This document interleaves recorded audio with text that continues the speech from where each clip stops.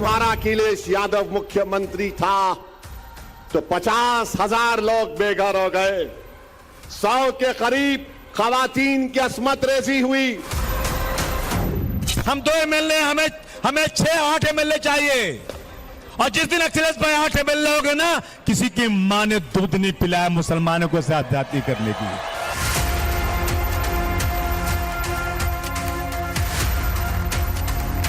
मेरे घर में बैठकर आप मेरा सौदा नहीं कर सकते।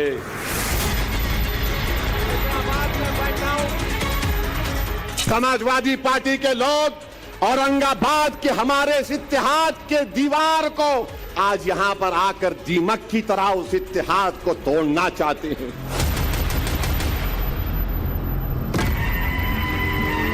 महाराष्ट्र में जब से चुनावी बिगुल बजा, महायुति और महाअघाड़ी के बीच सीधी लड़ाई के इतर एक बड़ा सवाल ट्रेंड करने लगा। ये वो कि मुसलमानों का असली रहनुमा कौन? ओवैसी भाईजान, अखिलेश यादव, राहुल गांधी, शरद पवार या उद्धव ठाकरे? महाराष्ट्र के महायुद्ध को ये सवाल अलग लेवल पर लेकर चला गया। मराठी मैदान में हैदराबादी भाईजान ने खम ठोका और सीधे सीधे टारगेट पर लिया समाजवादी पार्टी के चीफ अखिलेश यादव को। आज ये समाजवादी पार्टी के लोग औरंगाबाद के हमारे इस इत्तेहाद के दीवार को, इस किले को, इस महल को, जिसने आपने अपने खून पसीने से इसको तैयार किया, जिसको आपने अपनी कुर्बानियों पर खड़ा किया, जिसने आपने एक उम्मीद का महल तामीर किया सबके लिए, आज यहां पर आकर दीमक की तरह उस इत्तेहाद को तोड़ना चाहते हैं। जालिमों, तुम्हारा अखिलेश यादव मुख्यमंत्री था तो 50,000 लोग बेघर हो गए, 100 के करीब खवातीन की अस्मत रेजी हुई। आज भी 10 से 15 खवातीन का केस कोर्ट में चल रहा है। सवाल है कि महाराष्ट्र के महायुद्ध में ओवैसी और अखिलेश के बीच सीधा मुकाबला क्यों? ओवैसी भाईजान इतने एग्रेसिव क्यों हैं? मुसलमानों के साथ धोखे का सीधा सीधा आरोप अखिलेश यादव पर क्यों लगा रहे हैं? तो उसे समझिए। 15 अक्टूबर महाराष्ट्र चुनाव की तारीखों का ऐलान। 18 अक्टूबर मालेगांव में अखिलेश यादव की रैली और 19 अक्टूबर धुले में अखिलेश यादव की रैली। चुनाव तारीखों के ऐलान के ठीक 3 दिन बाद अखिलेश यादव एक्टिव मोड में आ गए और ओवैसी का गढ़ माने जाने वाले मालेगांव में एक बड़ी रैली कर दी।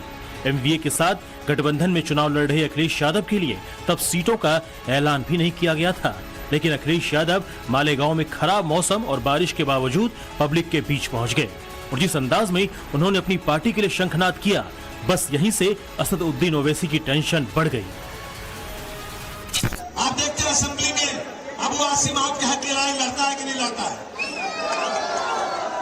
हम 2 एमएलए, हमें 6-8 एमएलए चाहिए। और जिस दिन अखिलेश भाई 8 एमएलए हो गए ना, किसी की मां ने दूध नहीं पिलाया मुसलमानों को साथ जाति करने की। ये मेरा वादा है, ये मेरा वादा है। मैं जान देकर भी इस कौम के लिए अपनी जान दे सकता हूँ, लेकिन झुक के किसी के सामने घुटने टेक नहीं सकता हूँ। हैदराबादी भाईजान अपने पार्टी का दायरा बढ़ाने में कोई कसर छोड़ना नहीं चाहते, फिर चाहे चुनाव कहीं का भी हो। ओवैसी अपने वोट बैंक को साधने की हर संभव कोशिश करते रहते हैं। हैदराबाद के बाद महाराष्ट्र को ही ओवैसी की राजनीतिक प्रयोगशाला माना जाता है। ऐसे में महाराष्ट्र के रण में अखिलेश के दमदार कदम से ओवैसी को खतरा महसूस होने लगा है, क्योंकि ओवैसी और अखिलेश दोनों की ही नजर मुस्लिम वोट बैंक पर है। महाराष्ट्र के चुनावी चौसर में अखिलेश यादव जिन मुस्लिम बहुल इलाकों मालेगांव और धुले से अपने चुनावी मिशन की शुरुआत की थी, वहां ओवैसी की पार्टी AIM की मजबूत पकड़ है। 2019 के विधानसभा चुनाव में मालेगांव सेंट्रल और धुले सिटी विधानसभा सीट जीतकर ओवैसी की पार्टी ने सबको चौंका दिया था और इन्हीं दोनों सीट पर अखिलेश यादव ने बैक टू बैक रैली की। 18 अक्टूबर को भारी बारिश के बीच अखिलेश एंड कंपनी की मालेगांव में रैली और उसके अगले दिन यानी 19 अक्टूबर को धुले में जनसभा। रैली में अखिलेश को सुनने आई भीड़ को देख ओवैसी भाईजान की टेंशन बढ़ गई। सोलापुर, औरंगाबाद, भिवंडी तमाम रैलियों में ओवैसी ने योगी के बटोगे तो कटोगे वाले नारे को टारगेट किया, लेकिन 14 नवंबर को जब संभाजी नगर के मंच से ओवैसी ने महाराष्ट्र के वोटर्स को संबोधित किया तो सीधे सीधे टारगेट पर समाजवादी पार्टी को लिया। उन्होंने साफ साफ कहा कि ये लोग मेरे नाम पर हिंदू मुस्लिम का खेल करते हैं। इस दौरान ओवैसी ने अखिलेश के यूपी सीएम रहने के दौरान हुए मुजफ्फरनगर दंगे का भी जिक्र किया। कौन है ये समाजवादी पार्टी? ये समाजवादी पार्टी क्या है बताता हूं मैं आपको। 2013 में अखिलेश यादव उत्तर प्रदेश के चीफ मिनिस्टर थे और चीफ मिनिस्टर रहते हुए मुजफ्फरनगर का फसाद हुआ। 50,000 लोग बेघर हो गए। कितने? 50,000। 6 महीने तक 50,000 लोग कपड़ों के टेंटों में मैदानों में थे। कपड़ों के टेंटों में मैं देख चुका हूं। और वो अखिलेश यादव सैफाई एक जगह है, वहां पर बंबई से फिल्म स्टारों को बुलाकर अपने परिवार के साथ उनके नाच गाना को देखता था। और आज समाजवादी का अखिलेश हमारी तारीखी सरजमीन पर आकर हमारे इतिहाद को तोड़ना चाहता है। महाराष्ट्र की सियासत से किंग मेकर बनने की उम्मीद में ओवैसी भाईजान ने 16 सीटों पर अपने उम्मीदवार उतारे हैं। इनमें 12 सीटों पर मुस्लिम कैंडिडेट जबकि 4 सीटों पर दलित को टिकट दिया है। लेकिन ओवैसी की उम्मीद को सबसे बड़ा खतरा अखिलेश यादव की पार्टी से है। महाराष्ट्र की 8 सीटों पर समाजवादी पार्टी चुनाव लड़ रही है, जिसमें 6 पर उसके सामने AIM है। 6 में से 5 सीटों पर सपा और AIM ने मुस्लिम उम्मीदवारों को उतारा है। ऐसे में मुस्लिम वोट का बंटना तय माना जा रहा है और यही बात ओवैसी भाईजान को परेशान कर रही है। मेरे भाई, ये लोग औरंगाबाद को क्यों आ रहे हैं? इसीलिए आ रहे हैं कि इनको पूरे महाराष्ट्र में, पूरे कर्नाटका में, भारत में तेलंगाना के बाद अगर कहीं पर आपकी ताकत नजर आती है, कहीं पर तुम्हारा रोब और दबदबा नजर आता है, कहीं पर तुम्हारा सियासी शऊर नजर आता है, कहीं पर तुम्हारी मोहब्बतें नजर आती हैं, ये तमाम जालिम ताकतें, ये तमाम नफरत करने वाले आ रहे हैं। अखिलेश और ओवैसी दोनों मुस्लिम वोट के भरोसे अपनी सियासत करते हैं। इसलिए जब महाराष्ट्र की लड़ में दोनों कूदे तो रिश्तों में तलखी आ गई।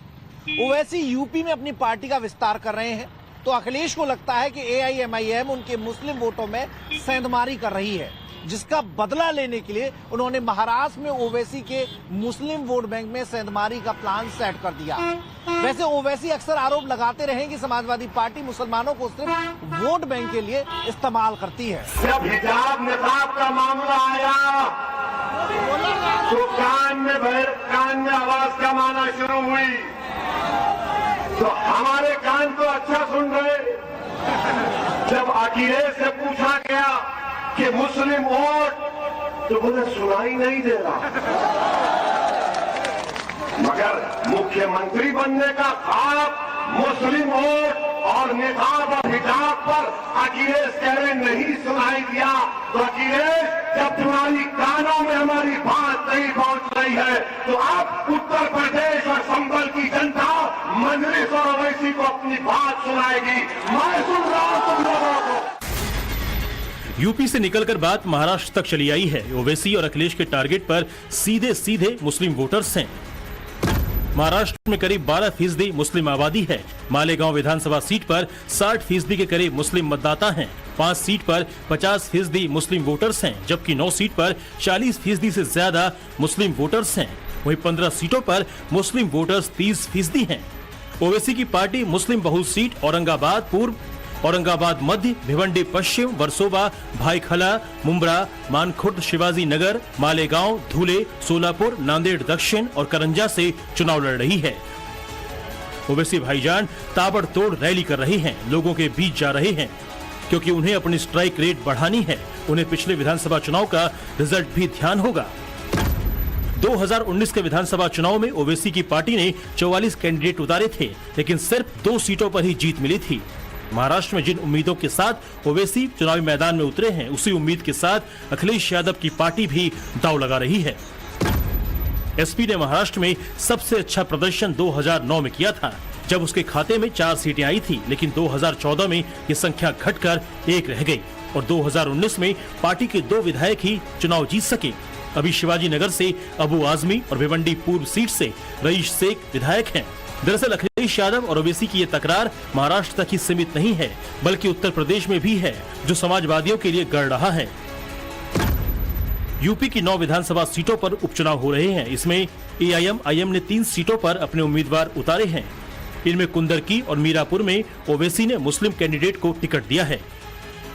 ऐसे में मुस्लिम वोट अगर कटेगा तो नुकसान अखिलेश यादव को होगा, और इसका अंदाजा आप यूपी के कुंदरकी में 12 नवंबर को अखिलेश यादव के बयान से लगा सकते हैं, जहां उन्होंने अपने 57 मिनट के भाषण में 17 बार घबराहट शब्द का जिक्र किया। अगर कोई घबरा रहा हो तो हमारे साथ हेलीकॉप्टर में चले, हम उसे ले जा रहे हैं। कोई घबरा तो नहीं रहा यहाँ पर, मंच वाले तो नहीं घबरा रहे हैं। मुझे लगता है कोई मंच पे घबराने वाला बैठा हुआ है, तो कोई घबराने वाला तो नहीं है। ये कोई इसलिए नहीं घबराएंगे, अगर घबरा गए तो टिकट नहीं मिलेगी इनको। बहरहाल ओवैसी भाईजान और अखिलेश यादव दोनों ही अपने पूरे दमखम के साथ चुनावी मैदान में हैं, चाहे वो महाराष्ट्र हो या फिर यूपी का उपचुनाव। और दोनों में कंपटीशन इस बात की है कि मुसलमानों का असली रहनुमा कौन है। ऐसे में ये देखना दिलचस्प होगा कि मुस्लिम वोटर्स किसके साथ जाते हैं।